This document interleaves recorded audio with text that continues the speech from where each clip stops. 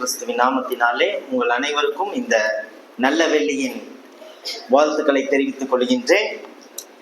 இன்றைய காலை வேளையில கூட ஆண்டவராகிய இயேசு கிறிஸ்து சிலுவையிலே மொழிந்த 4வது வார்த்தை குறித்து நாம் தியானிக்க இருக்கின்றோம். அந்த 3 வார்த்தைகளும் மிக தெளிவாக அழகாக மூவரும் விவரித்தார். உண்மையிலே அது மிகவும் சந்தோஷமான ஒன்று. இந்த 4வது வார்த்தையை நாம் வாசிக்கலாம். மத்தேயு 27ஆம் அதிகாரம் 45 46.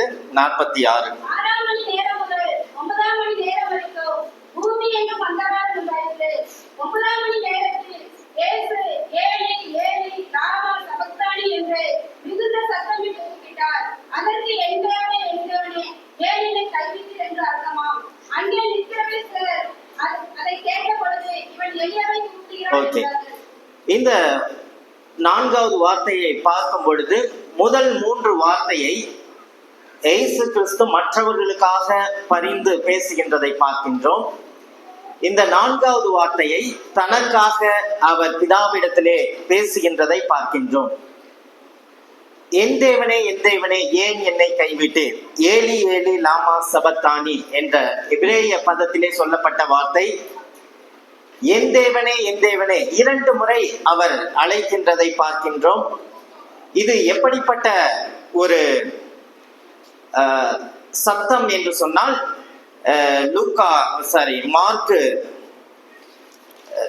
மார்க்கிலே நாம் வாசிக்கும் போது 15ஆம் அதிகாரம் 33வது வசனத்திலே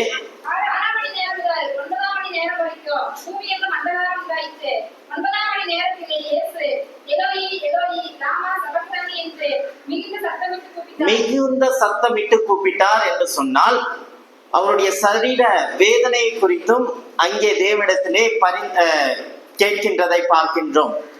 சரீர பிரகாரமாகவும் கிறிஸ்துவானவர் மிகவும் நொறுக்கப்பட்டார். இது ஏசாயா 53ஆம் அதிகாரத்திலே கிறிஸ்துவுக்கு ஏற்படுகின்ற எல்லாவற்றையும் தீர்க்க தரிசனமாக நமக்கு அவர் ஒடுக்கப்படுவார், அவர் நொறுக்கப்படுவார், கர்த்தத்துவம் அவருடைய தோளின் மேல் இருக்கும், எல்லாவற்றையும் சொல்லப்பட்டது நிறைவேறக்கூடிய சமயமா இருக்கின்றது. அப்போ இந்த கிறிஸ்து எவ்வளமாக இருந்தார் என்று சொன்னால் 100% மனிதனாக இருந்தார். நம் அனைவருக்கும் தெரியும். 100% தெய்வனாகவும் இருந்தார். ஆனால் தேவனிடத்திலே நாம் போவதற்கு 100% தெய்வமாக பரிசுத்த தன்மையோடு இருந்தால் மாத்திரமே தேவனிடத்திலே இருக்க முடியும். ஒரு மனிதனோடு இருக்க வேண்டும் என்று சொன்னால் மனிதனுக்கேற்ற வகையிலே உடல் ரீதியாக மனிதர்களிடத்திலே அவர் இருக்க வேண்டும். பசி அவருக்கு இருந்தது, தாகம் இருந்தது, மனிதனுக்கு உண்டான எல்லா சோதனைகளும் அவருக்கு இருந்தது. அதனால்தான் கத்சமேனே தேட்டத்துல அவர் என்ன பண்றாரு, கதறி அழுகின்றதை பார்க்கின்றோம். ஏன்னு சொன்னா, சில சமயத்துல நான் நினைப்பேன், அவர் தேவனா இருக்கிறதுனால அவருக்கு வலி இருந்திருக்காது, ஏன்னா இதை சகிக்க முடியுமா என்று சொல்லி. ஆனால் அவர் வேதனைப்பட்டார், அவர் நொறுக்கப்பட்டார், எல்லா வழிகளும் அவருக்கு இருந்தது. எனவேதான் அவர் கதறி அழுகின்றதை பார்க்கின்றோம். மனிதனாக ஏற்படுகின்ற, அப்ப மனிதனுக்கும் தேவனுக்கும் இடையிலே அவர் ஒரு மத்தியஸ்தராக இருக்க வேண்டும் என்று சொன்னால் 2 தன்மையும் உடையவராக இருந்தால் மட்டுமே இருவருக்கும் சமமாக இருக்க முடியும். அப்போ இந்த கிறிஸ்துவானவர் அங்கே சத்தமிட்டு அழுகின்றது சரீர பிரகாரமான பிரச்சனையும் ஒன்று, ஆவிக்குரிய ரீதியான பிரச்சனை. ஏன் என்று சொன்னால், உலகத்தில் உள்ள அனைத்து பாவங்களும் இப்பொழுது கிறிஸ்துவின் மீது சுமக்கின்ற நேரமாய் இருக்கின்றது. அப்போ இந்த தருணமானது பிதாவோடு உள்ள ஒப்புரவை துண்டிக்கப்படுகின்ற நேரமாய் இருந்தது.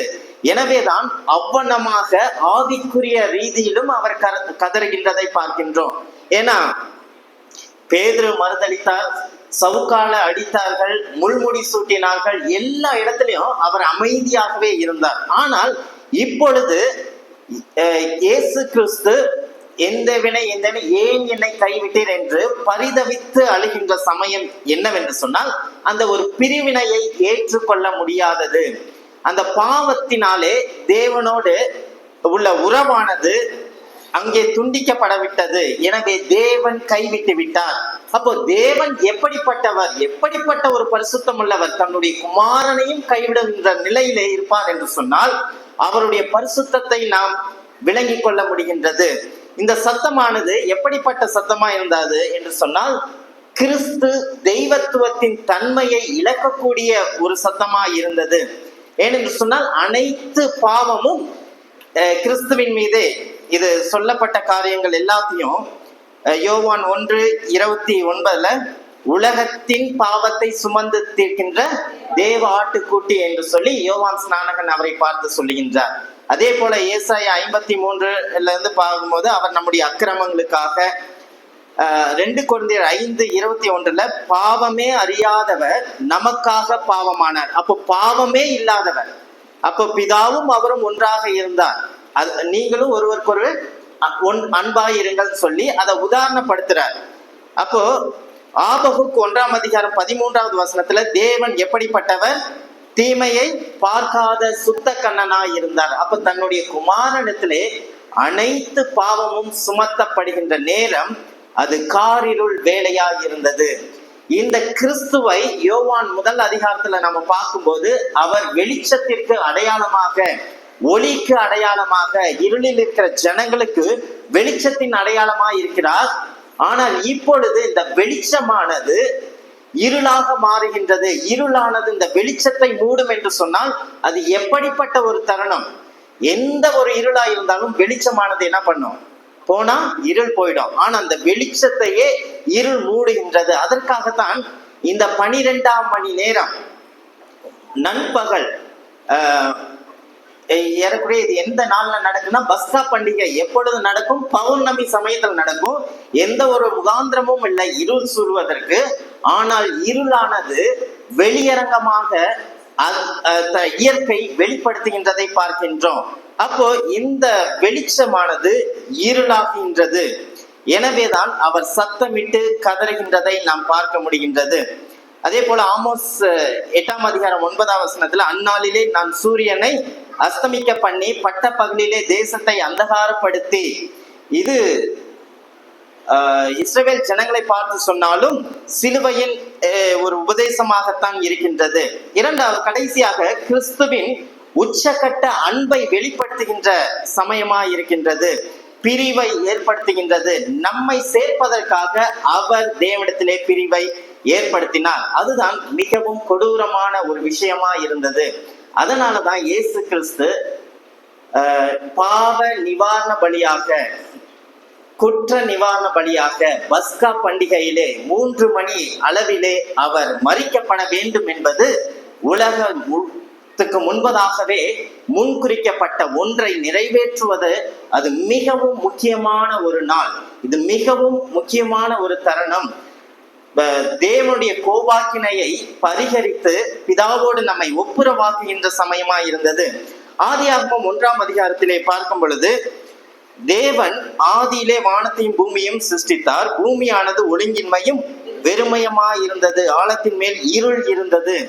அப்ப தேவன் வேத பண்டிதர்கள் என்ன சொல்றாங்கன்னு சொன்னா, வானத்தையும் பூமியை சிருஷ்டித்த பிறகு இந்த பூமியானது ஒழுங்கின்மையானது. இந்த ஒழுங்கின்மை, இந்த 2 வசனங்களுக்கு இடைப்பட்ட காலங்கள் அநேக காலங்கள் என்று நினைக்கின்றார்கள். இதிலே எப்படி பிரதான தூதனானவன் இவற்றை ஒழுங்கின்மையாக மாற்றினான், இருள் எவ்வளமாக இருந்தது. இதன் பிறகு அவருடைய சிருஷ்டிப்பை தேவன் வெளிப்படுத்துகின்றார். எனவே இந்த காரிருள் புதிய மனிதனை சிருஷ்டிப்பதற்கான ஒரு காரிருளாய் இருந்தது.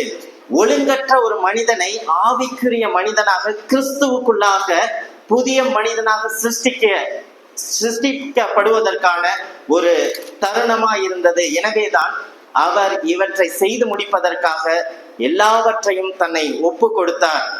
எனவே தேவனிடத்திலே சேர்கின்ற ஸ்லாக்கியத்தை இவர் மூலமாக நாம் பெற்றுக்கொள்ளுகின்றோம்.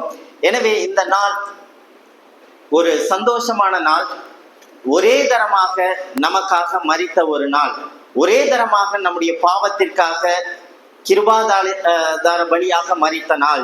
இதுதான் கிருபை. இனி செய்கின்ற நித்திய உடன்படிக்கையின் ரத்தத்தினாலே ஆடுகளுடைய பெரிய மேய்ப்பரான கிறிஸ்து மரித்த நாள். ஆனால் அந்த கிறிஸ்து மரித்த மனிதராக இல்லை, தான் சொன்னபடி 3ஆம் நாள் உயிரோடு எழுந்து நமக்காக இன்றைக்கும் அவர் பரிந்து பேசிக் கொண்டிருக்கின்ற நாள். இதுதான் ஒரு கிருபையின் நாள், நாம் சுதந்திரித்துக் கொண்ட கிருபையின் நாளா இருக்கின்றது. எனவே இந்த 4வது வார்த்தையை தேவன் தாமே ஆசீர்வதிப்பாராக. ஆமென்.